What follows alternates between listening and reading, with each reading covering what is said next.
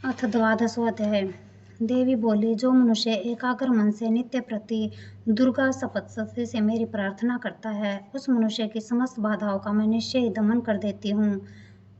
जो मधुकैटभ का विनाश, महिषासुर का घात और शुंभ निशुंभ के वध का कीर्तन करेंगे तथा अष्टमी, चतुर्दशी तथा दोनों पक्षों की नवमी को एकाग्र मन से मेरे महात्म्य को भक्ति सहित श्रवण करेंगे, उनके समस्त पाप तथा पाप जनित आपत्तियां भी दूर हो जाएंगी और न उनको स्वजनों का वियोग ही होगा।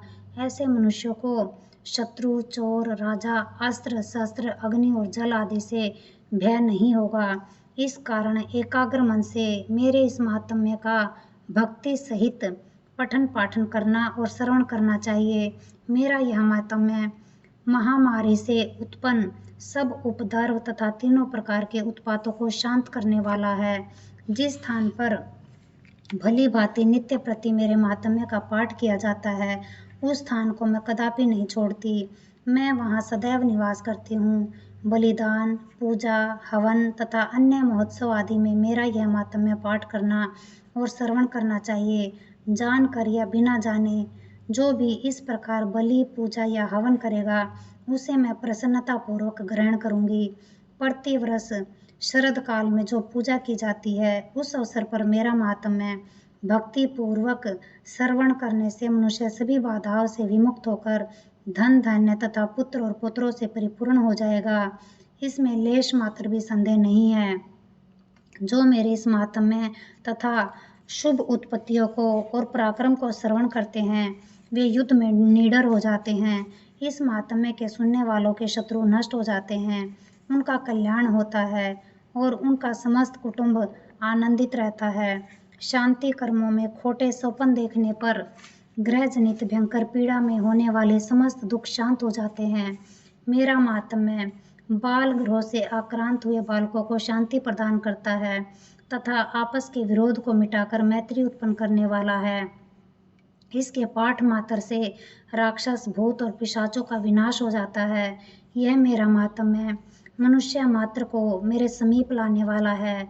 पशु, पुष्प, अर्घ्य, गंध, दीप, ब्राह्मणों को भोजन, हवन और दिन रात का अभिषेक तथा नाना प्रकार के भोग चढ़ाकर निरंतर 1 साल तक पूजन करने से जितना मैं प्रसन्न होती हूँ, उतनी ही प्रसन्नता इस महात्म्य के श्रवण मात्र से होती है। मेरे महात्म्य के सुनने से सभी पाप नष्ट हो जाते हैं तथा सब रोग नष्ट हो जाते हैं।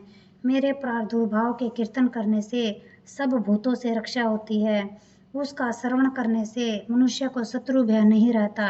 आपके द्वारा जो मेरी स्तुति की गई है और जो ब्रह्म ऋषियों ने विनती की है तथा ब्रह्मा जी ने जो स्तुतियाँ की है, उनके पाठ करने से बुद्धि श्रेष्ठ हो जाती है।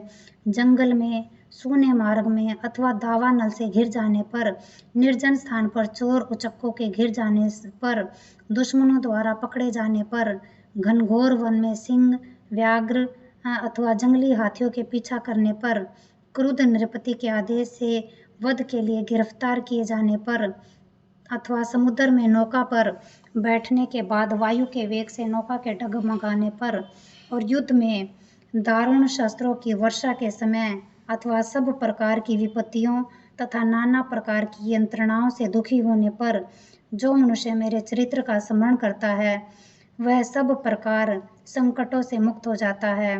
मेरे प्रभाव से शेर इत्यादि व लुटेरे तथा शत्रु हमेशा उससे दूर रहते हैं।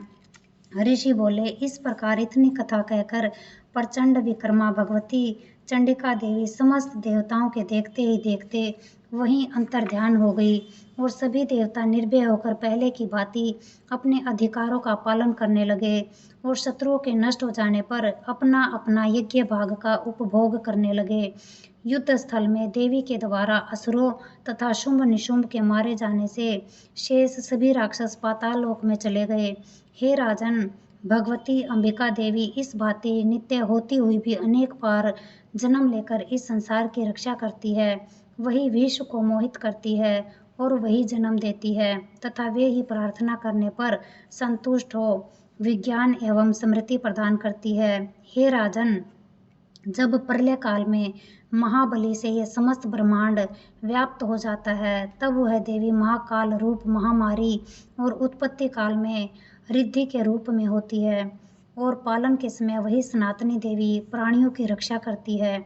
वही देवी अभ्युदय के समय लक्ष्मी रूप होकर मनुष्यों को अनेक प्रकार के ऐश्वर्य की वृद्धि कराती है, और आपत्ति काल में लक्ष्मी का नाश करती है। पुष्प, धूप, गंध आदि से पूजा करने अथवा स्तुति करने पर वह देवी धन, पुत्र और धर्म में शुभमति और उत्तम गति प्रदान करती है।